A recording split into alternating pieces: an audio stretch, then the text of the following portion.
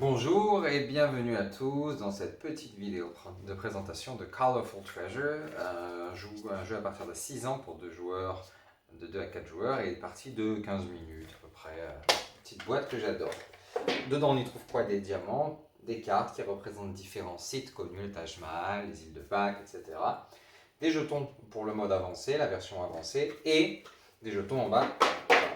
Je vous explique comment on joue immédiatement en prenant la petite carte de scoring que l'on va distribuer à chaque joueur. Un côté verso pour les variantes un peu plus avancées et un côté pour découvrir le jeu. Qu'est-ce qu'on y fait? Alors, à la fin de la partie, on va commencer par dire ça. Chaque carte diamant que j'aurai récupérée vaudra un point. Chaque diamant récupéré, lui, vaudra 2 points. Et ensuite, chaque famille de couleurs de cartes, je vais essayer de vous montrer, par exemple, j'aurai autant de points que j'ai de verts. Par exemple, si j'ai 3 verts, j'aurai 6 points. Si j'ai 2 jaunes, j'aurai 3 points en plus, 4 rouges, 10 points en plus, etc. Donc à la fin de la partie, on additionne tout ça et on voit qui a gagné. Qu'est-ce qu'on fait à son tour dans le jeu? C'est simple, on joue dans le sens horaire, tour par tour, blablabla. La partie elle s'arrête dès qu'il ne reste plus que 10 cartes ou moins en jeu. À mon tour, je révèle 2 cartes en même temps. Si je veux, j'ai le droit d'en révéler une troisième. Et ça a du sens parce que ça peut m'aider pour contrer un peu le hasard. Et malheureusement, ça a un contre-effet, c'est que ça peut donner de la visibilité aux joueurs suivants. Je vais le faire quand même. Je prends une troisième carte, où je veux. Bon, qu'est-ce qui se passe? Il y a deux possibilités. Si j'ai révélé ni coffre ni clé, alors je vais vous montrer les coffres et les clés, par exemple ça c'est une clé. Si j'en ai révélé aucun des deux, tout va bien. Je choisis un type, c'est soit ça, soit ça, soit ça. Je prends la carte, je la garde devant moi pour le scoring final, et c'est la fin de mon tour, on recache celle-ci. C'est donc au joueur suivant de jouer. Le joueur suivant, il va aussi révéler 2 cartes. Ah, il n'y avait pas celle-là qui était de la même... Voilà, ok, j'ai bien fait. Je peux en révéler une troisième si je veux. Je vais révéler celle-là. Bon, et là j'explique ce qui se passe. Si à votre tour, vous révélez des clés ou des coffres, vous êtes obligé de prendre les clés et les coffres que vous avez révélés. Donc là, même si j'avais révélé ça et que ça valait le coup, je suis obligé de prendre la clé. La clé, elle fait quoi? À la fin de la partie, il y a des petites, on va mettre sur le côté de la table des petites cartes qui représentent une course au point. À la fin de la partie, celui qui a le plus de cartes clés et coffres, il va gagner 7 points. Bon, je suis en lice pour ça. Il y a 2 autres petits objectifs. Celui qui a exploré, qui a des cartes de 8 destinations différentes, 5 points. Et celui qui arrive le premier à avoir les 5 types différents de ressources, 9 points. Bon, c'est la fin de mon tour. Alors, si ça avait été un coffre, j'aurais pu récupérer le petit jeton qui est là, mais c'est une clé, donc ça n'est pas le cas. Donc je vais continuer. Disons que c'est à l'autre joueur de jouer, et ça c'est caché. Bon, évidemment, lui, ce qu'il va faire, c'est qu'il va en retourner 2 seulement, et surtout pas une troisième pour pas risquer de retourner une clé ou un coffre. Et il va les stocker comme ça. C'est de nouveau à moi, et je vais en retourner donc une, 2, et je vais en prendre une troisième. C'est un peu risqué encore, tout va bien.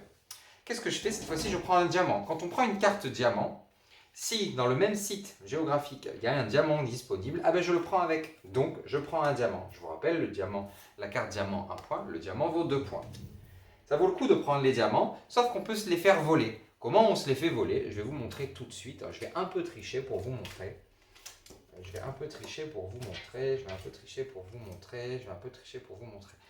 Si à mon tour j'avais récupéré par exemple...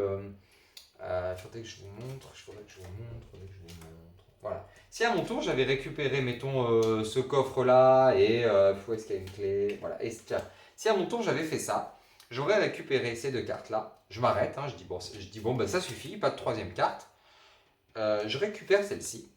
Et vu que dans cette ville-là, il y a un coffre, je prends le jeton coffre. Et vu que dans cette ville-là, il y a une clé, je prends le jeton clé. Je les prends, je les stocke devant moi. Et immédiatement, dès que j'ai une paire de jetons, clé coffre, immédiatement, dès que j'en ai une, je dois la défausser. Et à ce moment-là, je dois voler à mon voisin, soit un diamant s'il en avait, soit je peux lui voler une carte. Là, je vais lui voler cette carte-là, comme ça je lui casse son schéma. Vous avez compris, en gros, on va chercher donc à faire des collections les plus grosses possibles, mais on va aussi chercher les clés et les coffres qui vont rapporter des points. Ils vont surtout nous permettre, si on arrive à les attraper, à attraper les jetons, à voler des éléments aux autres joueurs. Il y a donc aussi une variante experte, alors un peu plus avancée, avec des jetons de pouvoir recto verso, Dès qu'on a 3 cartes identiques, on va pouvoir, de la même famille, on va pouvoir claim, on va pouvoir s'attribuer un des jetons de pouvoir. Et ces jetons de pouvoir, ce sont soit des points de victoire, soit des pouvoirs permanents. Par exemple, je ne peux plus voler de diamants à personne, plus personne ne peut m'en voler. Par exemple, dès maintenant et jusqu'à la fin de la partie, car on va prendre celui-là, je peux regarder révéler une 4e carte. Donc plein de petites choses, hein, recto verso, qui vont nous apporter des effets, ce genre de choses-là. Qu'est-ce qui m'a plu dans ce jeu? C'est un memory en fait. C'est un memory, mais c'est pas un memory pour enfants. Et moi, c'est vrai que j'ai pas d'enfants et j'ai tendance à jouer avec des jeunes, hein, à partir de 8-9 ans. Mais je trouve que cette mécanique, cette utilisation de la mécanique du memory avec ce set collection là, et il a quelque chose d'assez pimenté et il propose vraiment des choix intéressants. Voilà, si vous avez envie d'essayer le jeu, on peut le faire ensemble sur Tabletop Simulator. Voilà, j'espère que ça vous a plu et je vous remercie, au revoir.